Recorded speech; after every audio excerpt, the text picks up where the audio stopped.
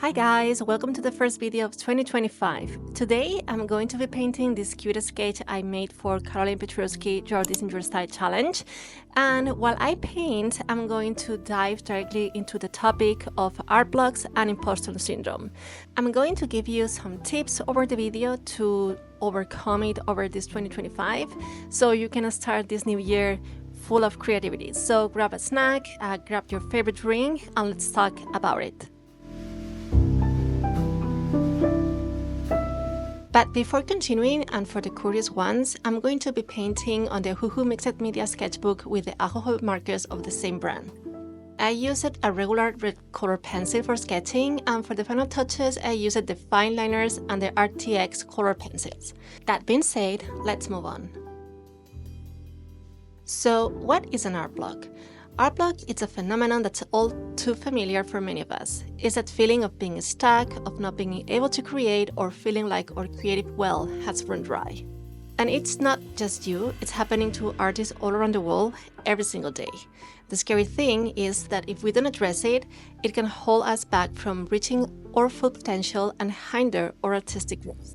That's why it's crucial we tackle head-on, especially as we are entering a new year. I know exactly how it feels to be in these minds of an art block. You feel frustrated, anxious, and unsure of what to do next. Your passion and creativity seems to have vanished, and you're left staring out a blank canvas or page, wondering what's going on. You start questioning your skills, your talent, and even your purpose as an artist. It's a vicious cycle that can be tough to break, but it's not impossible. The worst part is art block can be a huge confidence killer. You start doubting your abilities, and that self-doubt can be paralyzing. It's like you are stuck in a rut and you can't seem to find a way out. You feel like your art is stale and you are not growing as an artist. It's a nightmare, and it's one of that many of us have to live through. But here's the thing, art block is not a permanent state. It's not a sign that you are not talented or that you are not cut up for this. It's simply a sign that you need to shake things up and try something new. Maybe as someone who is just experiencing their first art block, you are wondering, what can cause it? Well, sometimes it's a lack of inspiration or a fear of failure. Other times it's simply burnout or exhaustion. But whatever the reason, the good news is that there are strategies to overcome it. Today, I'm going to share with you 3 of them. Perhaps you think they are too obvious or very elementary, but by now, these are the ones that turn out more effective for me over the years. But don't be fooled, they may sound simple, but you will find that sometimes it's hard to implement them.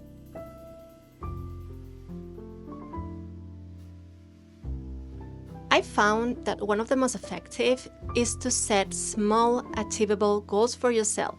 This can be as simple as dedicating 15 minutes a day to sketch or committing to produce a certain number of pieces within a specific time frame. It's easier to commit to sketching for a little amount of time. Instead of thinking to complete the whole piece in a day, perhaps you can do the sketch one day, color block in the next one, and so on and so forth. I know that if you are planning to share it on social media, this isn't the most productive way, but what if you share the process too? This is just an idea. Another strategy is to change your environment. A change of scenery can be just what you need to spark some creativity. This could mean working from a different location or even just rearranging your studio or workspace. If you remember from the last video, I already told you I put this one on practice myself. In July, I moved my studio from my living room to another room. I spent time decorating it and transforming the space into a studio I feel comfortable working in. You know, some fairy lights, prints, and plants, and boom, you turn a space into a cozy space. If you can't change spaces, another option is going out of your home. A coffee shop or a library are suitable options too. Maybe you can set up a day every week or every 2 weeks so you can still control your budget and don't spend too much on these self-dates. For a boost, you can find other artsy friends to have this coffee and draw together. But for most of the time, all it takes is a fresh perspective to get those creative juices flowing again. If you're feeling stuck, try seeking inspiration from different sources. Look at the work of other artists, read books, watch movies, or listen to music. Go to a museum or an art exhibit sporadically, which you can mix with the self-data strategy I mentioned it before. And please, don't be afraid to try something new. It could be a new medium, a new technique, or even a new subject. In my case, I am a digital artist who mainly works on Procreate and Clip Studio Paint. I have been very deceived with my art lately, even to the point of thinking I was doing better art a few years ago than now. It's weird, but I feel like I needed to try different things, go out of my comfort zone and learn new ways to do art. And actually, I'm really enjoying it a lot. There are a lot more ways and techniques to overcome art blocks, but none of them are going to work without a fundamental shift in our mindset. I'm not 100% sure, but I'm quite convinced that this can be the center of the problematic around the art block. It's something that lays a cold in our mind, nowhere to be seen or heard, but it's there, waiting patiently to make a star appearance. Once you realize about its existence, I think it's easier to escape from the darkness of the art block and walk to the bright side of creativity. It's a mindset shift that allowed me to break from creativity stagnation and tap into a deep sense of inspiration and motivation. This technique is none other than embracing imperfection and letting our art unfold naturally without trying to force it or control it. It's about giving ourselves permission to make mistakes and take risks. By adopting this mindset, I have been able to approach traditional art with a sense of freedom and joy that I've never experienced before. I'm no longer held back by fear or self-doubt. And I want the same for you because you deserve it and you can do it too. No matter if you are a traditional or a digital artist, or if you do another creative discipline, all the creative people face similar issues with art blocks, and the way to survive them is pretty the same. Until now, I wasn't able to grab a pencil and a sketchbook because I wasn't good enough, and I draw like a crap compared with my digital illustrations. Of course I do. I have been years drawing on the iPad. And the same for my digital illustrations. Of course they look worse or different. I have been a couple of years focused on book illustrations for middle grade instead of practicing my own style.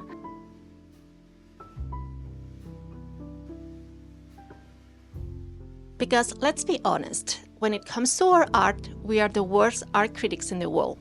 It didn't happen to you that you post a drawing on social media and everyone seems to like it, but every time you see it, you find it horrendous? Well, this is because we are not being gentle to ourselves.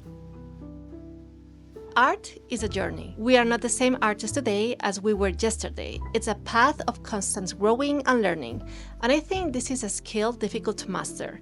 You can be excellent, of course, but you still have the potential of being much better over the time. The only limitation is the one we set for ourselves, and the imposter syndrome is exceptional at it. I'm sure that even you don't know the terminology, you have experienced it at some point. The imposter syndrome is the one in charge to set the limits of your capabilities. It appears when, for example, you receive a cool project that goes off a little bit of your comfort zone, and it starts sending messages to your mind telling that you are not good enough for that project. Then, you enter a negative mindset where you start setting the boundaries of what you can do or not. And finally, you end rejecting the project because you feel you are not a real artist or someone with enough skills to do it. Saying it loud sounds like a nonsense, right?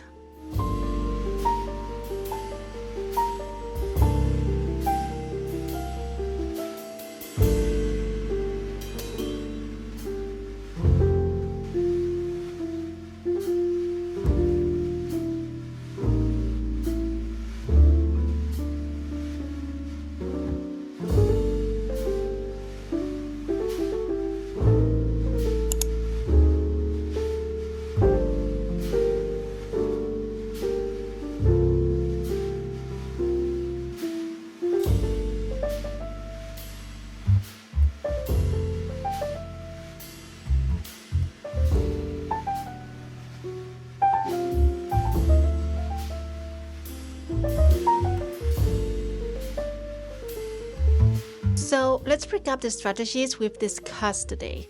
We have talked about setting small goals, changing our environment, seeking inspiration from different sources, and adopting a fresh mindset. These are all powerful tools that can help us break free from our block and tap into inspiration.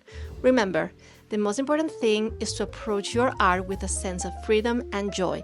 Don't be too hard on yourself and don't give up. You got this, and I believe in you. If you struggled with art block in the past, or if you are currently going through it, I want to hear from you in the comments below. Share your own experiences and let's support each other on this journey. I hope you find this video helpful in case you needed to hear these words, and of course, hope you enjoyed the painting process. And if you aim to see more videos like this, where I mix drawing and topics related to being an artist, be sure to tap on the notification bell, and don't forget to give a thumbs up on this video and subscribe. Before I go, I want to send a huge and warm hug to my Patreons, and if you stayed until the end, thanks for watching. See you in the next video. Bye bye!